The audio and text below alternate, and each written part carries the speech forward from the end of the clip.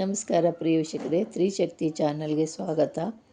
ಈಗೊಂದು ಅದ್ಭುತವಾದಂಥ ಬನ್ನಿ ಮಹಾಕಾಳಿ ಒಂದು ಮಂತ್ರನ ತಿಳಿಸ್ತಿದ್ದೀನಿ. ಈ ಮಂತ್ರದಿಂದ ನೀವು ಮುಂದೆ ಹೋಗೋದನ್ನೆಲ್ಲ ತಿಳಿಬೋದು. ನೀವು ಎಲ್ಲಿ ಸಿಗದಿರೋಂಥ ಉತ್ತರನ ಈ ಮಂತ್ರದಲ್ಲಿ ನೀವು ತಗೋಬೋದು. ಈ ಮಂತ್ರದಿಂದ ತಿಳಿದಿರೋಂಥ ಕಾರ್ಯಗಳನ್ನ ತಿಳ್ಕೊಬೋದು. ಅಂಥ ಒಂದು ಪವರ್ಫುಲ್ ಮಂತ್ರ. ಇಂಥವೆಲ್ಲ ನಮಗೆ ಸಿಗಬೇಕು ಅಂದರೆ ಭಾಳ ಅಪರೂಪವಾಗಿರೋದು. ಅದರಿಂದ ನಿಮಗೆ ಇದನ್ನು ತಿಳಿಸೋದಕ್ಕೋಸ್ಕರ ನಾನು ಇವತ್ತು ದಿವಸ ತಿಳಿಸ್ತಿದ್ದೀನಿ. ಇದು ಮುಂದೆ ನಿಮಗೆ ಯಾವುದೋ ಒಂದು ಮನಸ್ಸಿನಲ್ಲಿ ಎಲ್ಲಿ ಹೋದರೂ ಉತ್ತರ ಸಿಗಿರಲ್ಲ. ಏನು ಮಾಡೋದು, ಏನಾಗಿದೆ, ನಮಗೆ ಏನು ನಡೀತಿದೆ, ಆ ಮನೆಗಳಲ್ಲಿ ಹಲವಾರು ಸಮಸ್ಯೆಗಳಿರ್ತವೆ. ಆ ಸಮಸ್ಯೆಗಳು ನಿಮಗೆ ಎಲ್ಲೋದ್ರೂ ಉತ್ತರ ಸಿಕ್ಕಲ್ಲ. ಏನಾಗಿದೆ, ಇದೇನು, ಎಂತು, ಕೆಲವರು ಮಾಟ ಮಂತ್ರ ಅಂತಾರೆ, ಕೆಲವರು ದುಷ್ಟಶಕ್ತಿ ಪ್ರಯೋಗ ಅಂತಾರೆ, ಕೆಲವರು ಆರೋಗ್ಯ ಸಮಸ್ಯೆ ಅಂತಾರೆ. ಇದೆಲ್ಲ ಹೆಂಗೆ ಕಂಡುಹಿಡಿಯೋದು ಅನ್ನೋದಕ್ಕೆ ನೋಡಿ ಒಂದು ಸೂಕ್ತವಾಗಿರೋಂಥ ಒಂದು ಮಂತ್ರ ಕೊಡ್ತಿದ್ದೀನಿ. ಇದು ಅದ್ಭುತವಾಗಿ ನಿಮಗೆ ಕೆಲಸ ಮಾಡುತ್ತೆ. ಈ ಮಂತ್ರನ ಒಂದು ಶುಭವಾದ ದಿನದಲ್ಲಿ ನೀವು ಒಂದು ಅಮಾವಾಸ್ಯೆ, ಹುಣ್ಣಿಮೆ, ಭಾನುವಾರ, ಗುರುವಾರ ಇಂಥ ದಿನಗಳಲ್ಲಿ ನೀವು ಈ ಮಂತ್ರನ ಸಿದ್ಧಿ ಮಾಡ್ಕೊಳ್ಳಿ. ಈ ಮಂತ್ರನ ನೀವು 108 ಸತಿ ಹೇಳಿದ್ರೆ ಸಾಕು, ದಿನನಿತ್ಯ. ಇದನ್ನು 108 ಸತಿ ಹೇಳಿ ಮಂತ್ರನ ಯಾವತ್ತೇ ಆಗಲಿ, ಕಮ್ಮಿ ಹೇಳೋದಕ್ಕಿಂತ ಜಾಸ್ತಿ ಹೇಳಿದ್ರೆ ಒಳ್ಳೆಯದು. ಇದನ್ನು ನೀವು 1000 ಸತಿ ಮಂತ್ರನ ಸಿದ್ಧಿ ಮಾಡ್ಕೊಬಿಟ್ಟು ನೀವು ಏನಾದ್ರೂ ನಿಮ್ಮ ಕಷ್ಟಗಳನ್ನ ನೀವು ಹುಡುಕಬೇಕು. ನಮ್ಗೆ ಯಾರು ಮಾಡಿದ್ದಾರೆ, ಯಾರು ಶತ್ರುಗಳಿದ್ದಾರೆ, ಯಾರು ನಮ್ಮ ಮಿತ್ರರಿದ್ದಾರೆ ಅಂತ ತಿಳ್ಕೊಬೇಕು ಅಂದರೆ ನೀವು ಈ ಕೆಲಸ ಮಾಡಬೇಕು. ಆದರೆ ಇಂತಹ ಉತ್ತರ ಎಲ್ಲೂ ಹೇಳೋದಿಲ್ಲ. ಏನೋ ಅದು ಅನುಮಾನ, ಇದು ರಿಯಲ್ಲಾಗಿ ನಮಗೆ ಗೊತ್ತಾಗ್ತಾ ಇರುತ್ತೆ, ಇಂಥದ್ದೇ ಆಗಿದೆ, ಇಂಥದ್ದೇ ಆಗಿದೆ ಅಂತ. ಅದರಿಂದ ನಾವು ಪಾಲನೆ ಮಾಡಬೇಕು. ನಮ್ಮ ಮನೆ ಕಷ್ಟನ ನಾವೇ ಹುಡ್ಕೊಂಡು ಪರಿಹಾರ ಮಾಡೋಂಥ ಒಂದು ಇದು. ನೀವು ಅಲ್ಲಿ ಇಲ್ಲಿ ಹುಡುಕಾಡಿ, ನೀವು ಅಲ್ಲಿ ಒಂದು ಸಿಕ್ಕಿದ್ರೆ ಇನ್ನೊಂದು ಸಿಕ್ಕಿರಲ್ಲ ಉತ್ತರಗಳು. ಅದು ನಿಮಗೆ ಆ ಉತ್ತರ ನಿಮಗೆ ಗೊತ್ತಾಗುವಂಥ ಉತ್ತರ. ನಿಮ್ಗೆ ಯಾವುದು, ಏನು, ಯಾರಿಂದ ಆಗಿದೆ, ಏನಾಗಿದೆ, ಯಾವುದು ಇದೆ, ಏನು ಎಲ್ಲ ಪ್ರತಿಯೊಂದು ನೀವು ತಿಳ್ಕೊಳ್ಳೋಂಥ ಒಂದು ಶಕ್ತಿ ಇರೋವಂಥ ಒಂದು ಮಂತ್ರ. ಈ ಮಂತ್ರನ ನೀವು ಸಿದ್ಧಿ ಮಾಡ್ಕೊಂಡ್ಮೇಲೆ 1000 ಸತಿ ಹೇಳ್ಕೊಳ್ಳಿ. ಮಂತ್ರ ಜಾಸ್ತಿ ಹೇಳ್ದಷ್ಟು ಒಳ್ಳೆಯದೇ ವಿನ ಕಮ್ಮಿ ಮಾಡಿದ್ರೆ ಏನು ಅಷ್ಟೊಂದು ಇದಿಲ್ಲ. ಅದಕ್ಕೆ 1000 ಸತಿ ಮಂತ್ರನ ಸಿದ್ಧಿ ಮಾಡ್ಕೊಬೇಡಿ. ಸಿದ್ಧಿ ಆದ ನಂತರ ಒಂದು ಶುಭವಾದ ದಿನದಲ್ಲಿ ನೀವೇನು ಮಾಡಬೇಕು ಅಂದರೆ, ಇದನ್ನು ಸಿದ್ಧಿ ಮಾಡಿಕೊಂಡು ಇದನ್ನು ಒಂದು ಗಂಧನ ತಯಾರು ಮಾಡಬೇಕು. ಗಂಧನ ತಯಾರು ಮಾಡಿಕೊಂಡು ಅದನ್ನು ನೀವು ಆ ಗಂಧಕ್ಕೆ ತಯಾರು ಮಾಡಿದಂಥ ಗಂಧಕ್ಕೆ 108 ಸತಿ ಆ ಮಂತ್ರ ಹೇಳ್ಬೇಕು. ಆ ಗಂಧಕ್ಕೆ ಹೇಳ್ಬೇಕು. ಅದು ಯಾವ ರೀತಿ ಗಂಧ ಮಾಡೋದು ಅನ್ನೋದು ನಿಮಗೆ ತಿಳಿಸ್ತೀನಿ.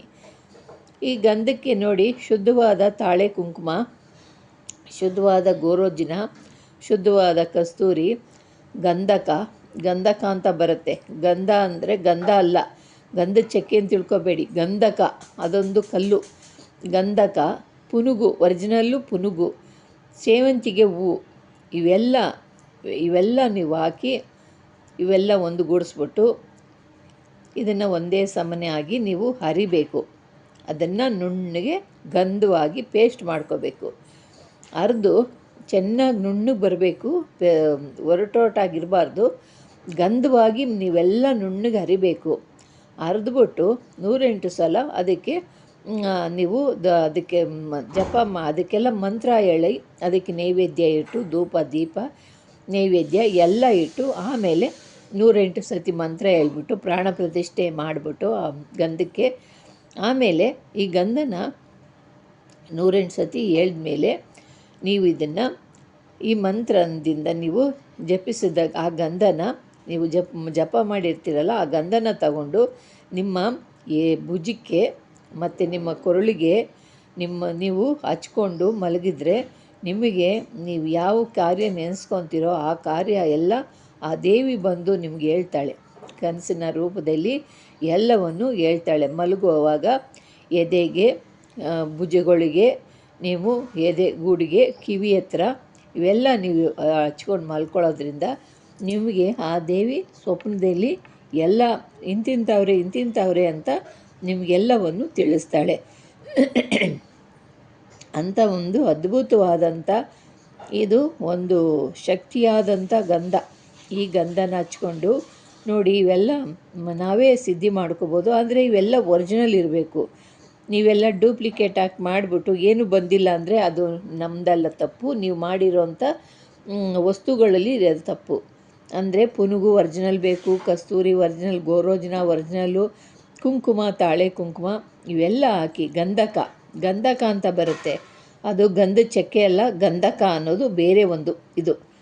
ಆ ಗಂಧಕ ಇವೆಲ್ಲ ಸೇರಿಸಿ ನೀವು ಸೇವಂತಿಗೆ ಹೂವು ಇವೆಲ್ಲ ಒಂದುಗೂಡಿಸ್ಬಿಟ್ಟು ಇದನ್ನೆಲ್ಲ ಹರಿದು 108 ಸಲ ಮೇಲೆ ಹೇಳಿರೋಂಥ ಮಂತ್ರನ ನೀವು ಹೇಳ್ಬಿಟ್ಟು ಅದನ್ನು ನಿಮ್ಮ ಆ ಗಂಧನ ಎದೆಗೆ, ಭುಜಕ್ಕೆ, ಕೊರಳಿಗೆ ಹಚ್ಕೋಬೇಕು. 3 ಜಾಗಕ್ಕೆ ಹಚ್ಕೋಬೇಕು. ಎದೆಗೆ, ಭುಜಕ್ಕೆ, ಕೊರಳಿಗೆ ಹಚ್ಕೋಬೇಕು. ಹಚ್ಕೊಂಡು ಮಲಗಿದ್ರೆ ನಿಮಗೆ ನೀವು ಏನೇನು ನೆನೆಸ್ಕೊಂಡ್ರು ಆ ಕಾರ್ಯ ನಿಮಗೆ ಬಂದು ಹೇಳ್ತಾಳೆ. ಇದು ಸತ್ಯ, ಇದರದ್ದು ಹುಸಿ ಅಲ್ಲ, ಇದು ನಡೆದಿರೋಂಥ ಕಾರ್ಯ. ಆದರೆ ಮಾಡೋವಂಥ ವಸ್ತುಗಳು ಒರಿಜಿನಲ್ ಆಗಿರಬೇಕು. ಮಾಡೋವಂಥ ಒರಿಜಿನಲ್ ಆಗಿರೋವಂಥ ಕೆಲಸಗಳು ನೀವು ಮಾಡಿದ್ರಿ ಅಂದರೆ ನೀವು 100ಕ್ಕೆ 100 ನೀವು ಕೆಲಸ ಮಾಡ್ಬೋದು. ಅಂಥ ಅದ್ಭುತವಾದಂಥ ಕಾರ್ಯ ಮಾಡಿಕೊಡ್ತಾಳೆ ಈ ಭದ್ರಕಾಳಿ. ಅಂಥ ಮಂತ್ರ ಕೊಡ್ತಾಯಿದ್ದೀನಿ ನಿಮಗೆ. ನಿಮ್ಮ ಕಾರ್ಯಗಳನ್ನ, ನಿಮ್ಮ ಕಷ್ಟಗಳನ್ನ ನೀವೇ ಹುಡುಕ್ಬೋದು. ಇದನ್ನು ನೀವೆಲ್ಲೂ ಹೋಗಂಗಿಲ್ಲ. ನಿಮ್ಮ ಕಷ್ಟಗಳನ್ನ ನೀವೇ ಹುಡ್ಕೊಂಡು ನೀವೇ ಪರಿಹಾರ ಮಾಡ್ಬೋದು. ಅದರಿಂದ ಏನೂ ಗೊತ್ತಿರೋದಿಲ್ಲ.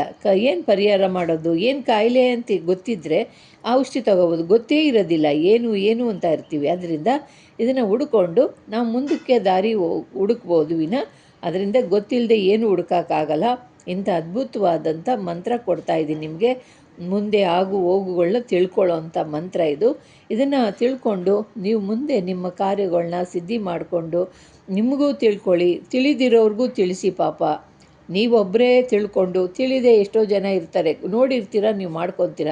ಕೆಲವರು ಗೊತ್ತಿರೋದಿಲ್ಲ ಪಾಪ, ಅವರು ಅರಿದೇ ತೊಂದರೆಯಲ್ಲಿ ನರಳ್ತಾ ಇರ್ತಾರೆ. ಅವ್ರಿಗೂ ಒಂದು ದಾರಿದೀಪನ ಅವ್ರಿಗೂ ಹೇಳಿ, ಹಿಂಗೆ ಮಾಡ್ಕೊಳ್ಳಿ ಅಂತ ಹೇಳಿ ಅವ್ರಿಗೂ ಒಂದು ಕಷ್ಟ ಬಗೆಹರಿತು ಅಂದಾಗ ನಿಮಗೆ ಅದು ಒಂದು ಕೃತಜ್ಞತೆ ಎಲ್ಲ ನಿಮಗೆ ಸೇರುತ್ತೆ.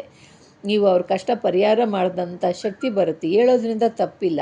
ಆದ್ದರಿಂದ ನಿಮ್ಮ ಸ್ನೇಹಿತರಿಗೂ ನೀವು ನಿಮ್ಮ ಬಂಧು ಬಾಂಧವರಿಗೂ ಹೇಳಿ, ಅವ್ರ ಕಷ್ಟ ನಿಮ್ಗೆ ಯಾರಿಗೆ ಈ ಕಷ್ಟದಲ್ಲಿದ್ದಾರೋ ಅಂಥವ್ರಿಗೆ ಹೇಳಿ ಅವ್ರ ಕಷ್ಟನ ಅವ್ರು ಬಗೆಹರಿಸ್ಕೊಳ್ಳಿ. ಏನು ಇದು ಖರ್ಚು ಜಾಸ್ತಿ ಇಲ್ಲ, ಸಿಂಪಲ್ಲಾಗಿ ಖರ್ಚಾಗುತ್ತೆ. ಆದ್ದರಿಂದ ಇದನ್ನು ಮಾಡಿಕೊಂಡು ನಿಮ್ಮ ಕಷ್ಟಗಳನ್ನ ನೀವು ಬಗೆಹರಿಸ್ಕೊಳ್ಳಿ. ಪ್ರಿಯ ವೀಕ್ಷಕರೇ, ನಿಮ್ಗೆ ಇಷ್ಟವಾದರೆ ಲೈಕ್ ಮಾಡಿ, ಶೇರ್ ಮಾಡಿ, ಸಬ್ಸ್ಕ್ರೈಬ್ ಮಾಡಿ. ನಮಸ್ಕಾರ.